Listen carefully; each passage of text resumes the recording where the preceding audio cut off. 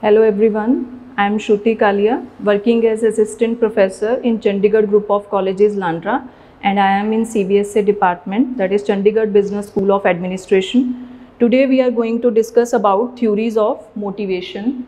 But before starting the topic, I would like to give you some introduction regarding the motivation.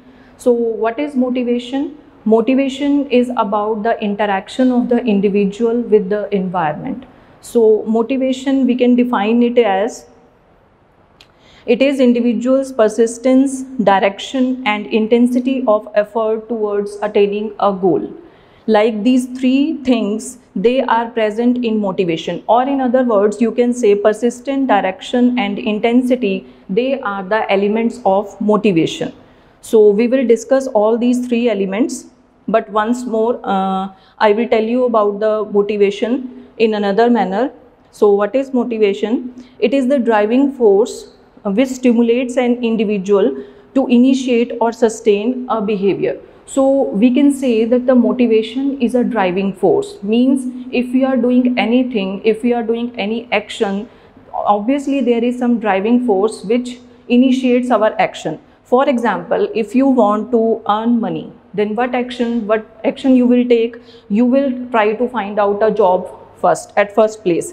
Then if you want good grades in exam, what you will do? You will study regularly. You will read books related to your topic. So that is the main thing, that in motivation you will see that what is the driving force. So here you can say the driving force is to earn money. For a man, for a student, the driving force is to get good grades in exams. So this is the main thing in motivation. Now we will come to the element part. I have told you there are basically three elements. They are persistent, direction and number three, intensity. So what is persistence? Persistence means for how long you are trying for achieving the goal. Like if I am preparing for any competitive exam, from how many time I am preparing for it? 1 month, 2 months, 6 months, 1 year. So that shows your persistent, that you are very much regular about your efforts.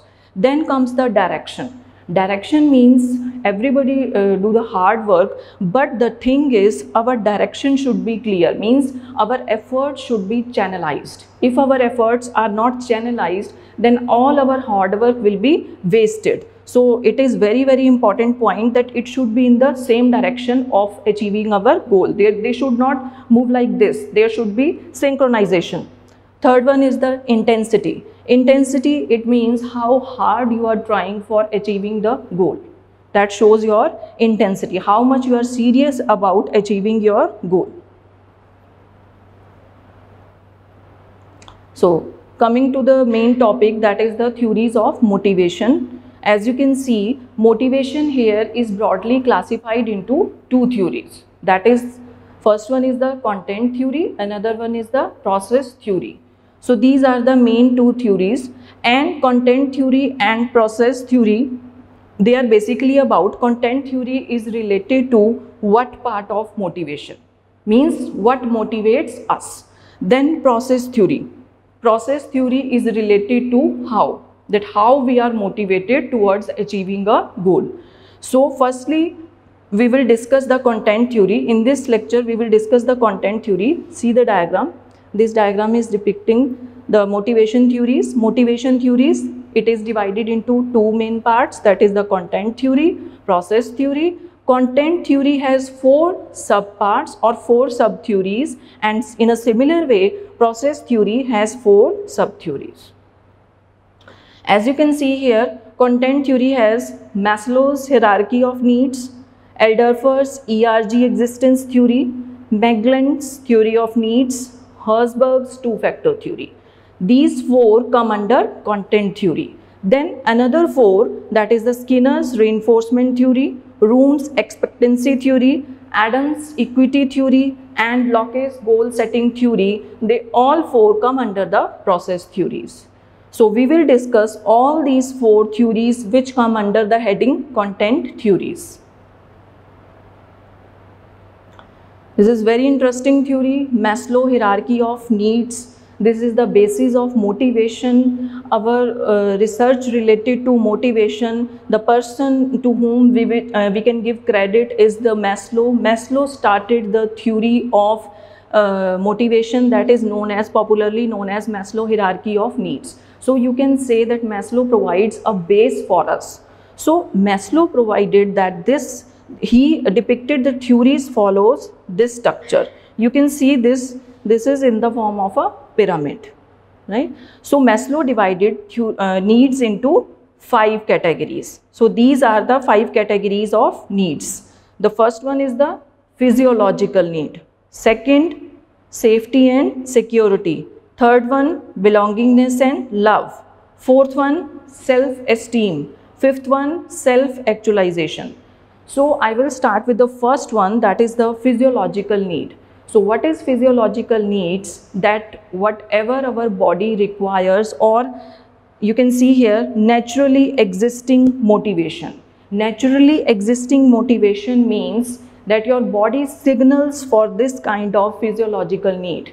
If you are feeling hungry, you will do your best to satisfy your hunger. If you are feeling thirsty, you will do your best to satisfy your thirst. So these are the physiological needs. You can say in simple words, roti, kapda and makan. So if you are feeling sleepy, you will sleep. If you are feeling painful, then you will try to relieve that pain. How? You will eat some medicine. So physiological needs, they are naturally existing, means you will try your best to satisfy these physiological needs because they are like for your survival. If you want to survive, then you will have to satisfy this need. So this comes from within the body. So this one is the physiological need, and this is the first level of need according to Maslow. This comes at number 1. Then when your physiological needs are satisfied, you will move to the second level. What is the second level? Safety and security. So safety and security is a very wide term. Safety means it can be related to your job safety. It can be related to safety in community in which you are living, the country in which you are living, if you are feeling safe. Security can be financial security, job security. So safety and security, they are very important, and if these needs are fulfilled, then you will move to the next level of need, that is the belongingness and love. So what is belongingness and love? That you want to have good relationship with your family members, with your friends, with your peers, with your superiors. So that is the belongingness and love. You want to be recognized as a friend or a family member or anything. Then comes the self-esteem need. Self-esteem, it can be categorized into 2 main parts. Self-esteem, that is the extrinsic self-esteem, and another one is the intrinsic self-esteem. Extrinsic self-esteem we get from others. Like someone is respecting me, then it means that is my extrinsic esteem needs are fulfilled. If I am powerful, other persons are giving me respect, then my extrinsic self-esteem needs are fulfilled. Then what is intrinsic self-esteem? That comes from within. How you can have intrinsic self-esteem? For example, if you know your self-worth, if you know what you are, if you have self-confidence, then you don't need any approval from other persons. You know very well yourselves. So that's why your intrinsic self-esteem needs are fulfilled. So self-esteem, I have told you, they are categorized into extrinsic self-esteem as well as intrinsic self-esteem. Then at the 5th level, it is very interesting, self-actualization. So what is self-actualization? The person who has identified, who has recognized his full potential and full, you can say, abilities. So what is self-actualization? It is a realization of potential and abilities. I will give you example here. In our India, mostly saints, yogis, they are at this category of self-actualization. They have realized their potential and their abilities. Not only saints and yogis, some very famous personalities, I will show you. So these personalities, they are the persons who anticipated self-actualization. That's why they are well known to words, whether it's Abraham Lincoln, Steve Jobs and Bill Gates. we know very well them. So what are the assumptions in Maslow theory? We will discuss about the Maslow theory limitations, but first we will understand the assumptions. What are the assumptions in Maslow theories? What they said, that these two, physiological and safety and security needs, Maslow categorized it as lower order needs. Rest three, that is belongingness and love, self-esteem, self-actualization. These three, they were categorized as higher order needs, C. Another thing which Maslow gave, that was that needs follow a hierarchy. What do you mean by hierarchy? When my current need of physiological will be satisfied, I will move to the next level of safety and security.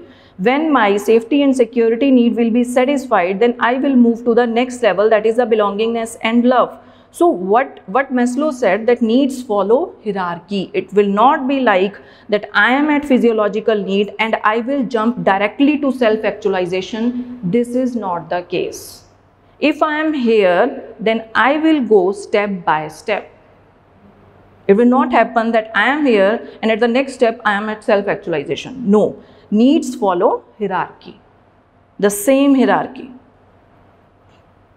So individuals cannot move to the next level of needs until current needs are satisfied. The same thing which I told you. Next we are coming to the Alderfer's ERG theory. Alderfer's ERG theory, I will tell you about ERG. E means existence, R means relatedness, G means growth. So this is existence, relatedness, growth theory. Now how this theory was different from Maslow's hierarchy of needs theory? Obviously there was some difference, that why this theory came. The difference is this, that Alderfer said that it's not necessary that needs will always go this way, like arrow is denoted here, need progression. Sometimes there is a possibility that needs can follow this manner, like there is a need regression, or you can say frustration regression. I will tell you about this, what is frustration regression or need regression. Here is the progression. Progression means we are moving up. So you are well versed with the terms. Existence needs means these are the needs which you fulfill for your survival. These are kind of basic needs: roti, kapda and makan, shelter, sleep, clothing, food. So these are the existence needs, and Alderfer included also physical safety need in existence need. You can see here, in existence need, Alderfer included the physiological need of Maslow as well as safety need of Maslow. So it consists of two needs of Maslow. We will do the comparison in the end. Then comes the relatedness need. Relatedness means I am feeling related to other persons. Other person, who other persons? My family, my friends. I want to be liked by them. I want to be loved by them. I want to be a part of team member. I want to be a part of social group. So that is the relatedness needs. Then comes, now what did needs contain? They contain the Maslow's social needs and external component of esteem need. I have told you earlier what is the external component of esteem need, that is the extrinsic need. Then comes the growth need. Growth need means this covers the self-actualization need of Maslow as well as intrinsic component of esteem needs. You know very well what is intrinsic component, when you know your self-worth, when you don't need any approval from others because you have so much self-confidence. So that is the intrinsic components of esteem needs. So growth needs, they are composed of Maslow's self-actualization needs as well as intrinsic component of esteem needs. Again moving to the back slide. So what they are saying here, for example, I am at this point, my existence needs are satisfied, right? What I will do? I will move to the next level, that is the relatedness need, same as Maslow. Then again, if my relatedness needs are satisfied, I will move to the next level, that is the growth needs. So this is same as Maslow. What is new in this Alderfer's theory? The new thing is this: if my growth needs are not fulfilled at any given point of time, there is a possibility I will again move back here to the relatedness need. I will explain this thing with example. This is the example which is showing the need regression. So what is need regression? As you can see here, there is some student in university. So that student in university, he has excellent grades, friends, higher standard of living, all needs are satisfied. If he has friends and higher standard of living, it means his existence need as well as relatedness needs are satisfied. It means that student is at what level? That student is at this level, growth need. Student is at this level. Student has satisfied the existent need, relatedness needs. Now he is at the third level, that is the growth need. Now what he wants in the growth need, he wants that he or she wants more autonomy and responsibility at the university. He wants some scholarship at the university, but somehow he is not able to get it. So because of the frustration at the growth need, he is not able to satisfy his growth need, he is again moving to the relatedness need. Now what the student is saying, that my growth needs are not fulfilled, so that's why I don't have any interest in going to university. I just want my friends, I just need my friends, I do not want to go to university anymore. So that is the thing, that is called the regression. That is called the need regression. You have come from here growth need to the relatedness need. So this was not in Maslow's theory. According to Maslow theory, you cannot move like this. But according to Alderfer, there is a possibility that if these needs are not satisfied, you can move back to the other need. Then comes the Maitland's theory. This is the third theory. Maitland's theory, according to Maitland's theory, there are three motivators. They are achievement, affiliation and power. So basically Maitland started from achievement thing. He is not starting from existence thing or survival things or physical and safety needs. He started just from achievement need, that a human being has achievement, need for achievement, need for affiliation, need for power. So we know very well what is the need for achievement, that if you want to achieve your goals, for example, my goal is to get a promotion in a job, that is my need for achievement. If I am student, I want to get good grades, that is my need for achievement. So second one is need for affiliation. So what is need for affiliation? You want love from other human beings who are around you, for example your family, your peers, your supervisors, anyone. So affiliation is the need for love, belongingness and relatedness. Then comes the need for power. Need for power means when you try to control yourself as well as others.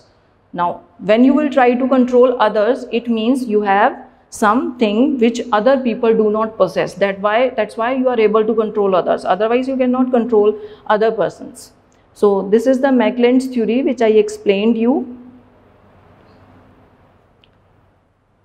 Next which comes is the Herzberg's two-factor theory. This is very interesting theory, Herzberg two-factor. Why it is called two-factor theory? Because Herzberg gives us two factors. The first one is the motivating factors. Another one is the hygiene factors. So why it is called two-factor theory? Because of these things, motivating factors and hygienic factors. Now what was new in this theory? Mainly this theory, this research was conducted on white collar workers. In Maslow theory, research was done on basically blue collar workers. So in Herzberg theory, the research was done on white collar workers. So that's why this theory has not that much, validation, because it was mainly on white collar workers and their preferences are entirely different from the blue collar workers. So Herzberg tells us that there are these factors. These are called the motivating factors. These are 5 factors. These are called motivating. Why we are calling them motivating factors? Because these are the things which are responsible for giving us motivation in job. What is that? Achievement. Second one, recognition. When your work is recognized, when you are getting something, certificates, trophies, medals, anything, praise. Work itself motivates you because there are so many challenges in your work. The responsibility at the workplace which is given to you, that also motivates you. Advancement in your career, that you have joined the organization at some level and now you are at the higher level. So advancement also motivates you. So these are the 5 factors according to Herzberg that motivates you. So what Herzberg is saying that these factors motivates us, they satisfy us, they gives us job satisfaction. So what we can say, it means salary is not the motivating factor. If a person is getting salary, if the person is getting incentives, bonus, that is not a motivating factor. Let's see. So according to Herzberg, these comes under the category of hygiene factors, means they should be present in the job. Fine enough. If they are present, then any individual is fine. Company policy and administration, supervision, how your boss is behaving with you, how your relationships are with your boss, salary, how much you are getting for your job, income, your interpersonal relationship, your relationship at the workplace with other people, with your colleagues, with your supervisors, with your subordinates, everyone. Then working conditions, the place where you are working, what are the working conditions over there, what are the facilities which are provided over there, everything comes in working conditions, like facilities at the workplace. So these are the 5 points which are categorized into hygiene factors. According to Herzberg, they are not motivating an individual. They are not motivating. Then what motivates an individual? These 5 points, they are motivating an individual. Achievement, recognition, work itself, responsibility, these are motivators. They should be present, because their absence dissatisfies. Their absence dissatisfies the individual. They should be present, but if they are present, that doesn't mean they are motivating us, but their presence is required. So I have told you earlier, the work was done on the white collar workers. Obviously, according to white collar workers, these are the preferences of the motivation as well as of the hygiene factors. So here 4 theories which comes under content theories, they are compared in a one table, as you can see here. Maslow's theory, which was categorized into 5 needs, as you can see: physiological, safety and security, belongingness and love, self-esteem, and then self-actualization. Then Alderfer ERG theory. Now see here, Alderfer existence need covers the 2 points of Maslow theory, like physiological, safety and security. These 2 were combined as existence in Alderfer. Belongingness and love, same in relatedness. Fine. Now these both are combined, self-esteem and self-actualization, they both were combined into one need in Alderfer, that was growth need. So these were combined into growth need. So this is the comparison of Maslow and Alderfer. Third one is the Mageland. Now Mageland is not concerned about this physiological, safety and security. He has not considered these 2 points. He started from need for affiliation. From the 3rd point of Maslow, Mageland started, that is the need for affiliation. Then in self-esteem, need for power. Then in self-actualization, need for achievement. Means 5 points, they were reduced to 3 points in Mageland. And a similar way in Alderfer, 5 needs, they were reduced to 3 needs in Alderfer. Now comes the 4th.